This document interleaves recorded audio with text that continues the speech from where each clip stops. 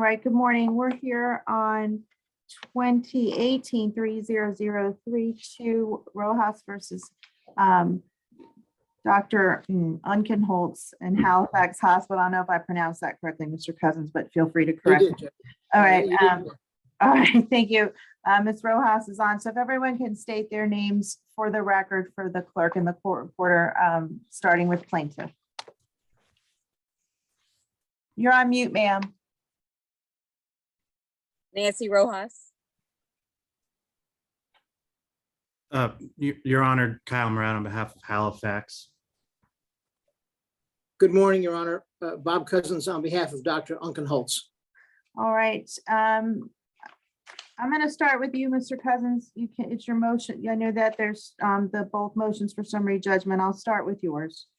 Thank you, Your Honor. Essentially, I believe that Halifax just adopted ours and kind of jumped on that too. But and it's good to see you this morning, Your Honor. In terms of our motion, Your Honor, the case has been around now for a while. It was filed in 2018. The essential allegations, as our motion sets forth, is that there was Ms. Rojas arrived at the emergency department at Halifax Hospital. She was seen by my client, Dr. Unkenholz, who's a board certified emergency room physician. Okay, it's alleged that there was certain negligent care and treatment leading to her alleged damages. She had a long history of issues and so forth, and she's now claiming, I believe, as best as we can tell from the unclear evidence presented, that there's neurological issues involved in her sequelae. The motion sets forth, Your Honor, essentially two grounds. The first is that we have filed an affidavit by a board certified emergency room physician indicating that Dr. Unkenholz met the standard of care and that he committed no negligence. Under the current rule 1.510, Your Honor, it says that the motion can be granted following the federal rule for two ways. Either we affirmatively prove that there was no breach of the standard of care and there was nothing filed in opposition or able to oppose that, or secondly, that the plaintiff is unable to meet her burden of proof, okay, by having record evidence that would support her ability to get the case to a jury or otherwise satisfy her burden of proof for a directed verdict at the time of trial. And Your Honor, we assert that on both grounds in this instance, we are entitled to a summary judgment. Quite simply, the plaintiff does not have an expert witness in the field of emergency medicine. Interrogatories were propounded again when we were trying to get trials set, and she does not disclose an emergency room physician, which is required under 766 in order to— I would object to that. No, Ms. Rojas, you'll have an opportunity to speak. I usually let the movement make their argument, and then you'll have an opportunity to respond. Thank you. You're welcome. At the time of trial, Your Honor, she has to have a board certified emergency room, or at least a qualified emergency room physician, to testify as to the standard of care. And so really that the plaintiff's case is deficient on both grounds, that she hasn't opposed our affidavit of our emergency room physician, and she cannot demonstrate to the court that she could meet her burden of proof is now required under 1.510. And the courts and all the commentators specifically say that at this point, it's equivalent to having the burden of a directed verdict. You know, the old burden was any issue of fact, but now it has to survive what is the standard for a directed verdict at the time of trial, and she cannot do that. Now, in opposition to our motion, Ms. Rojas filed a response that suggests that Dr. Ortolani, who is the treating neurologist, is able to give certain opinions. But we took Dr. Ortolani's deposition, and it has been filed in the court file, Your Honor. And quite simply, and I can quote the page and lines, it starts at Dr. Ortolani at page 21, when he was asked if he has any opinions about what even caused her sequelae. And he says, based on the, and I'm reading at page 21, line 17, okay, line 12 rather, are you going to sit here and give opinions in this case that the events of October 6, 2015, and that's the date of the encounter at the emergency department, are related to her myoclonus, which is one of her conditions? And he goes, no, I don't have any opinion on that. I wasn't there. I didn't see it. Okay. And he says, he goes on to say at line 24, I'm not sure what caused it. Anything could have happened at that time besides her trauma. Okay. And he's asked to qualify. He says, I want to make sure that you're not going to render opinions in this case that the events on October 6th directly caused the myoclonus. And his answer at line 6 on page 22 says, no, I have no knowledge of that. It went on further to testify about the standard of care, even though Dr. Ortolani is a neurologist, okay, if he has any standard of care opinions. And at page 29 of the deposition, which has been filed, okay, he says, so you're not going to give an opinion in this case as to the standard of care, and this is page 29, line 10. Okay, so you're not going to give an opinion in this case as to the standard of care of an emergency room physician or any of the nursing staff or any of the care rendered at Halifax Hospital in October of 2015. Is that fair? And he goes, that's fair, yes. Okay, so the doctor not only is equivocal about any causative issues, but he does not have any standard of care opinions with regard to Dr. Unkenholz, who is an emergency room physician. And that's even giving the benefit to say that Dr. Ortolani may somehow be qualified to give a standard of care opinion, which he is not under 766. So, Your Honor, quite simply, this is an absence of evidence that would be sufficient to create an issue for the jury. And under the same standard of a directed verdict, we're entitled to summary judgment as a matter of law. It's that simple, no more complicated, Your Honor. Mr. Cousins, in the response to your motion or filed by Ms. Rojas, there's also on November 30th, there's also reference to a Dr. Mallory. Can you, in paragraph 4, can you respond to that? Sure, that was a pre-suit affidavit, Your Honor. Okay. But Dr. Mallory is not going to be an expert in the trial, and that's why we propounded those interrogatories. So there's Okay, issues. that was, I don't mean to cut you off. I apologize. I have a thought, but I did look at the witness list, and I just kind of wanted that on the record as to what, because I didn't see Dr. Mallory on the witness list. He's not, nor was he disclosed on the interrogatory responses for the experts, Judge. Understood. That's why I brought it up. So. Thank you, Judge. Mr. Moret, good morning. Good morning, Judge. Good to see you again. Just for the record, so you're aware, Ms. Fasciola from Halifax has joined us after roll call. Okay. I was so focused on the argument, I didn't even see her pop on. So. I tell her she's like a ninja. She shows up when. Thank you. Judge, I'm not going to belabor the argument. We filed not only a joinder, but also a motion because count 1 of the complaint, paragraph 21, includes an allegation against Halifax for agents, employees, staff, nurses, and physicians. So to close the loop on that, I filed a separate affidavit of Dr. Collins, who is a board certified emergency room physician, who has rendered an opinion via affidavit that not only did Dr. Unkenholz meet the standard of care, but also all of the staff and nurses involved in the care and treatment of Ms. Rojas. But yeah, Judge, what Mr. Cousins argued is exactly what I asked Dr. Ortolani. He's not qualified. He's a neurologist. He's not weighing in on standard of care because he's not qualified. He's not even weighing in on causation. And the court was very astute to point out Dr. Mallory, that was a pre-suit affidavit. That's not record evidence before the court. And without belaboring the judge, I think that the defendants in totality are entitled to summary judgment as a matter of law, as there's no record evidence set forth before the court by Ms. Rojas. Thank you. Ms. Rojas? Hello, Your Honor. I should have probably gotten a paper and pen. Didn't expect this to be their argument.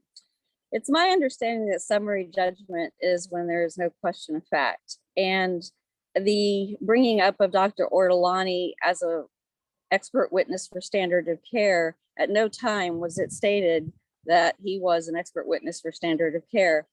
It's my understanding that summary judgment simply means that the case contains facts there are no facts. This case, I could explain to you in 2 minutes exactly what happened start to finish and why it has merit and why it does have facts. They're reaching. Let me just explain to you, so you understand what the standard is. And if you do understand it, then forgive me if I'm explaining it. The standard is if there's facts in dispute. Now, material facts in dispute. Now, I can accept that you believe there to be facts in dispute, but at a summary judgment hearing, there has to be sworn statement or record evidence in front of me that contradicts either defendant's claim that material facts are not in dispute. So that's what I have to consider on the motion. So I just want to redirect. Let me finish my sentence, ma'am. I just want to redirect you so that you can address that with me. Well, it is not my understanding that an expert witness is a reason for a summary judgment, whether one exists or does not exist. I believe that is up to me whether or not I decide to call an expert witness. And this seems to be a problem with these defendants. Doctor, let me just stop you for a minute. You filed a cause of action claiming damages based upon medical negligence. In order for you to prove your claim, you would have to call a doctor. You're not a doctor, correct? Absolutely. And during depositions, Your Honor, of their doctor, Dr. Kyle Patterson, it was asked what this Halifax standard of care was for such situations, and he was not able to answer that question. The individuals that they claim provided that standard of care was met looked at about 5 or 6 documents that were given to them by their client, and by the fact that there are no, when they say the standard of care was met, they don't itemize. They don't say, well, this amount, this person came in with high blood pressure and this person was given this medication. This person was given liquids. This person was blah, blah, blah. Therefore, the standard of care was met. What took place was absolutely no indication that the standard of care was met. Under deposition, Kyle Patterson could not even state that there existed a standard of care. Dr. Unkenholz was presented with the same questions during his deposition. He did not know what the standard of care for Halifax was in the emergency room. I was a lupus patient brought in a ambulance with a hypertensive emergency, and the standard of care for those items is not in any affidavit. It is not itemized in any way, shape, or form. It's a simply blanket, oh yeah, they were fine, they did everything right. And that's what they will have you believe. We've been at this since 2018, countless depositions. These 2 attorneys stood before you in the Zoom meeting and allowed themselves to schedule a trial date. It seems it would have been apropos prior to that, given the number of independent interrogatories and independent depositions that have been done and their own expert witnesses, that we would have had a summary judgment request far long ago. This is simply what, in my opinion, is a tactic to avoid a trial that does contain a boatload of facts that are not in question, and that I can. Well, ma'am, Ms. Rojas, with all respect to your argument, and I think you advocate for yourself very well, now is the time and was the time for you to respond to the motion for summary judgment with what you believe your evidence would be. You cannot maintain your claim without an expert witness, period. They are providing expert witnesses. Are you saying that the trial doesn't have to have an expert witness? No, you said that. That was the beginning of your argument. You said you didn't need an expert witness. No, I unknowingly have a neurological expert witness at Dr. Ortolani. It was never stated. All right, fair enough. If you're, that's different than what you said initially. If you're relying upon Dr. Ortolani as your, let me finish. If you're relying upon Dr. Ortolani as your expert, Mr. Cousins made argument as to why he would not be the appropriate expert. Can you respond to that Yes, portion of I his absolutely argument? can. I do not have his deposition in front of me, but my memory is very good. Does Mr. Murat asked Dr. Ortolani, at that time, I didn't click in my head that he was indeed an expert witness. I later learned that through attorney Robert Elton, who uses him very extensively as a witness for neurology. And Dr. Ortolani's record keeping contains whether or not he is working for an attorney or whether or not he is simply seeing a patient. And in the transcripts, he claims that he's not there for those purposes, as Mr. Cousins said, and that is absolutely correct. He was there as a doctor patient, and it is 100%. I don't have it in front of me, but you do have they seem to know the deposition fairly well. Dr. Ortolani did, in fact, against Mr. Murat's statement on the record, did in fact state causation. He said, and I almost quote, "It was most likely a mild stroke which happened when," she said, October 6, 2015, and she does have brain damage. And then Mr. Murat got angry and he said, "I thought you weren't going to testify." And he said, then Dr. Ortolani said that the brain damage was in the basal ganglia and that the diagnosis was myoclonus. He did, in fact, state his opinion as to causation, time of occurrence, and he would, again, testify as to these facts. Now, these two attorneys are telling you information, Your Honor, and I don't know any other kind way to say it, that is erroneous. And I don't know if it's deliberately erroneous, but they have the paperwork in front of them and I do not. But I specifically remember Mr. Murat being very agitated at Dr. Ortolani for stating that I do have brain damage. All right, anything additionally, Ms. Rojas? Pardon? Anything additionally? Yes, give me a moment to think, please, because the brain damage. A summary judgment. The reason that I don't have expert witnesses is that I had the expert affidavit by Dr. Mallory that was required by law. He reviewed an extraordinary amount of oral and written items and came to the conclusion that allowed me to come before the court. It was my thinking, of course, being pro se, that if this individual was thorough enough to get the case to go before a court, then why would I double down and have other people who cost $400 an hour say the exact same thing? So I'm pro se, I'm doing my best to follow the rules, and it's my understanding that I've already followed the rule as far as this particular topic. Dr. Mallory, that prompted my question, and will be my last observation. You did not list Dr. Mallory as an expert witness on your papers, and I don't believe he's not been in any part of the case other than the pre-suit notice, which is entirely different than once the lawsuit is filed. I don't have the money to pay him, is the truth. Okay. I'm in a, as Your Honor knows, there was another case action which I'm dealing with still, and I don't have the funds to pay an additional, and I also don't feel like I need an expert witness to tell a jury, and I have witnessed an expert witness. I have sat in a trial of vehicular homicide and watched an expert witness and watched the jury's reaction. It's not my understanding that I have to have an expert witness in order to have a trial, in order to have my day in court. All right. I am ready to prove all of my claims. All of my witnesses are lined up.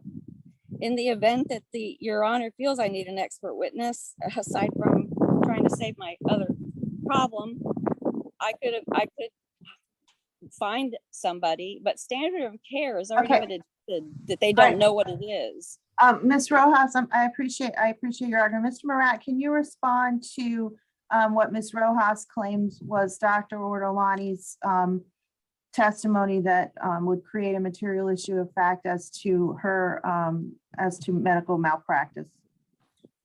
Judge, She's alluding to something in the deposition that I couldn't find it in the deposition. So if you can direct me to that line and page, if anyone can.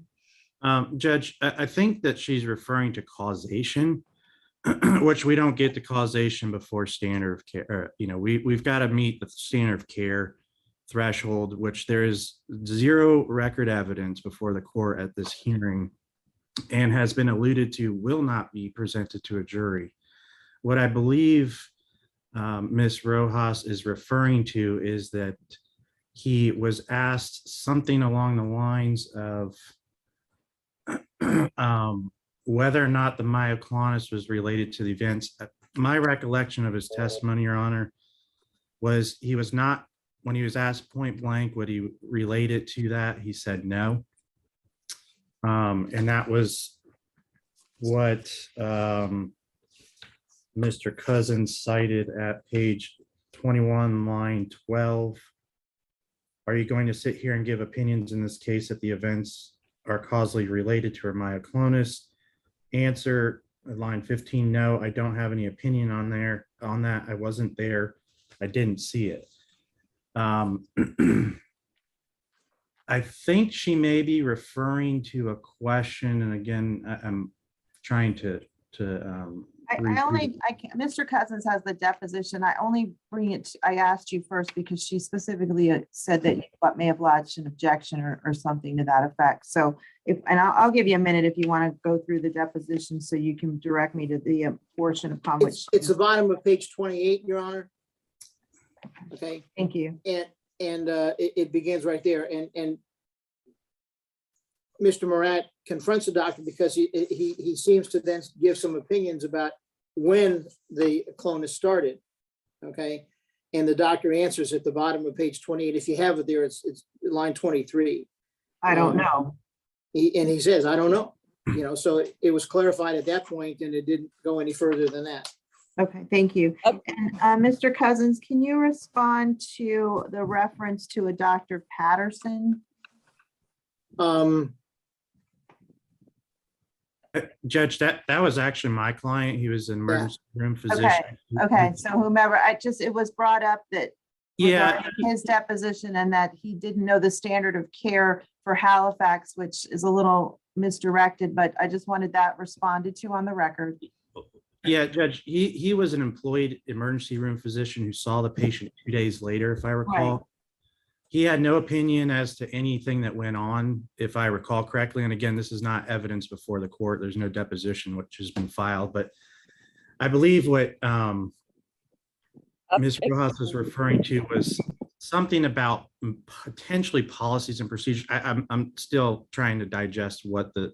Understood. It was that it sounded to me that it was maybe an inquiry from Dr. Patterson as to underlying Halifax procedures and policies, maybe in the emergency room, versus whether he was asked opinions as to the treatment of her treatment, which are entirely different. That was what I surmised from it. Correct. And I believe that is what the testimony was. And it was something along the lines of a standard of practice or he even testified, if I recall, and again, this is not evidence before the court, that he didn't have any opinion or wasn't weighing in on what transpired 2 days earlier, which is what the basis for this lawsuit is, the October 6th date. Thank you. And Mr. Cousins, it's your motion. You started us off. I'll let you finish up if you want to. Yeah, there's really very little to add, Judge. I mean, Dr. Patterson was an emergency room doctor who was there, who saw Ms. Rojas 2 days later when she returned, but he absolutely expressed no testimony at all about the standard of care, even assuming that the deposition was taken and the court were to consider it and it's not been filed. But the questions, as the court perceives, had to do with certain policies and procedures at the hospital, which he just wasn't aware of whatever was being asked. But he absolutely had no standard of care opinions about the care and treatment rendered by Dr. Unkenholz, which is the essential issue before the court right now. So. All right. Thank you. I appreciate everyone's arguments in response to, in support of and in response to the motions.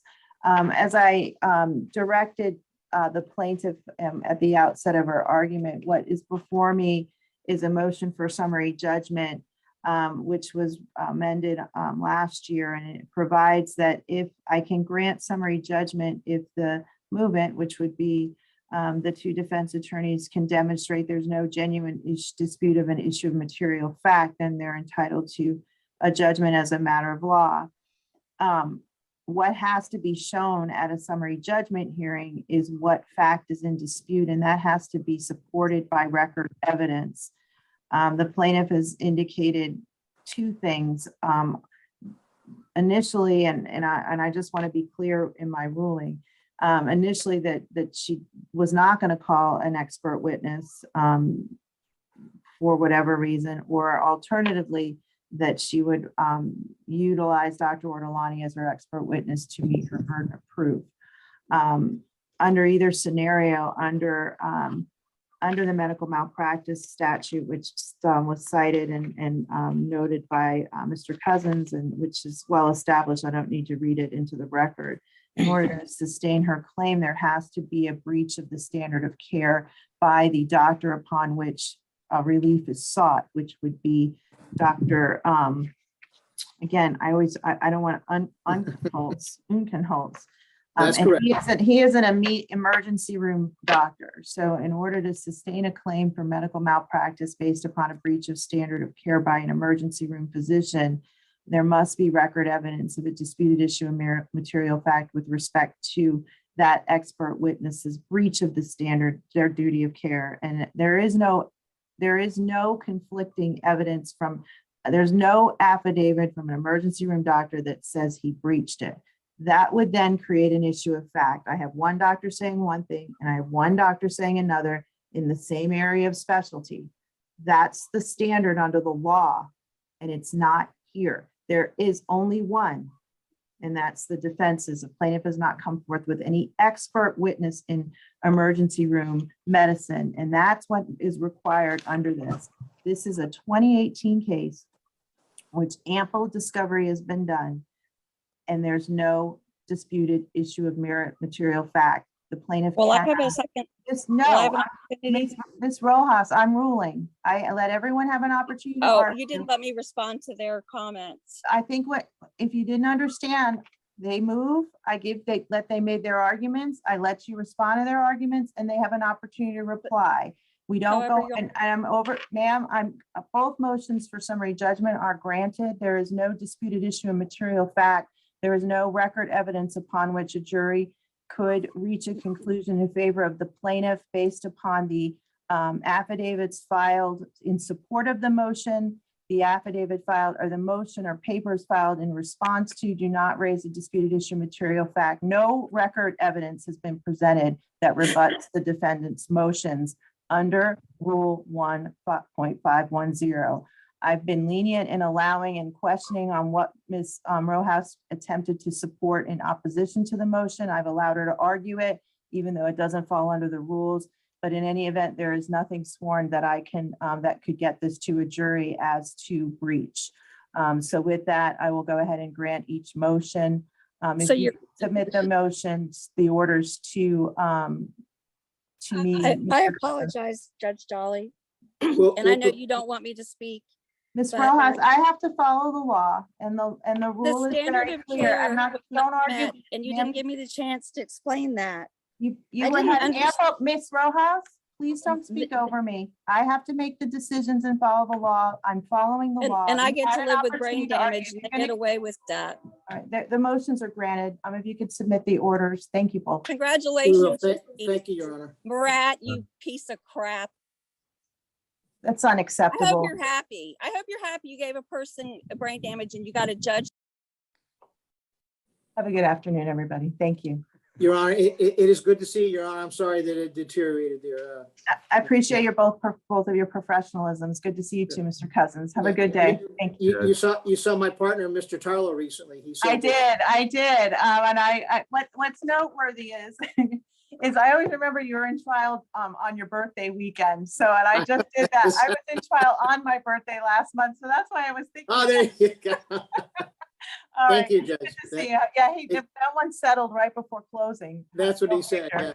Yeah. And Your Honor, my only other comment, I candidly, I speak with great pride about that being the first significant jury trial held there, after the COVID and stuff. And I think under the circumstances, we did a fantastic job Oh, well, accommodating. It was, you guys you know, did a it- great, the lawyers, Mr. Murat, did a great job in that case. And we can go off the record. oh yeah, this is all off the record. Yeah. For yeah.